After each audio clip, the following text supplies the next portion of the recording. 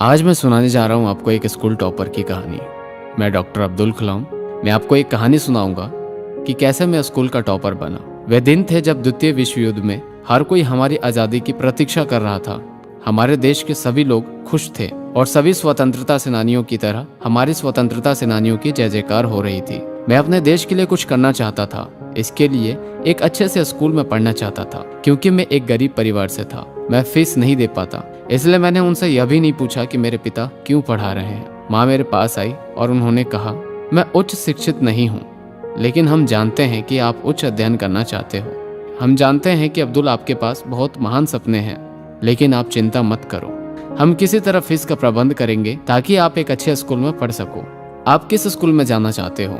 मैंने कहा, रामेश्वर अब्दुल के पास रामनाथपुरम में एक छोटा सा स्कूल है, वहाँ पे जाना चाहता हूँ। माँ बाप ने कहा, हम आपके लिए कुछ प्रबंध भी करेंगे, लेकिन अब्दुल आपको कड़ी मेहनत भी करनी होगी और हमें गौरवान्वित भी करना होगा।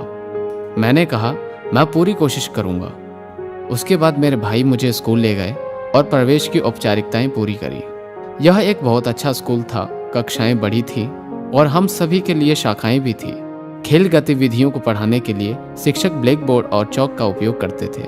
उन्हें भी प्रोत्साहित किया जाता था।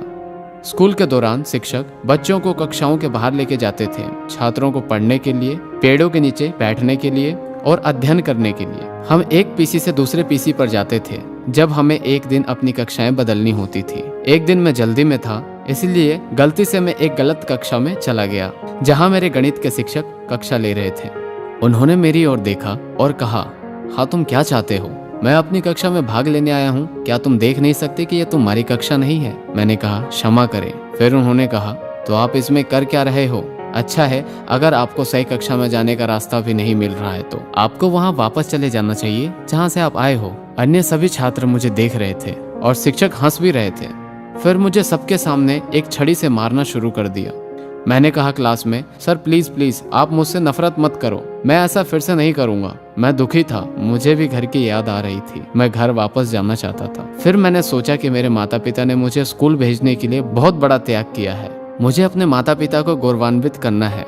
और इस दिन के बाद से मैं खुद से वादा कर लिया कि मैं न केवल एक अच्छा छात्र बनूंगा, बल्कि सबसे अच्छा छात्र बनूंगा। कुछ दिनों में गणित के शिक्षक ने परिणाम घोषित कर दिया। राजेश, आपके 100 में से 61 कोड हैं। यश, आपके 100 में से 17 अंक प्राप्त हुए हैं। किसी और से भी कहा कि आपने 100 में से 8 अंक प्राप्त किए। शिक्षक ने मुझसे कहा, आपको क्या लगता है कि आपने कितने अंक प्राप्त किए हैं? मैंने कहा, मैंने तो सभी उत्तर सही लिखे हैं, कृपया मुझे बताएं मैंने कितने अंक प्राप्त किए हैं। शिक्षक ने कहा, आपने 100 में से 100 अंक प्राप्त किए हैं। बहुत अच्छा अब्दुल, धन्यवाद। और ऐसे ही गणित की परीक्षा में पूरे अंक प्राप्त करने का मेरा सपना था, जो सपना मेरा पूरा हुआ और मैं स्कूल का टॉपर बना।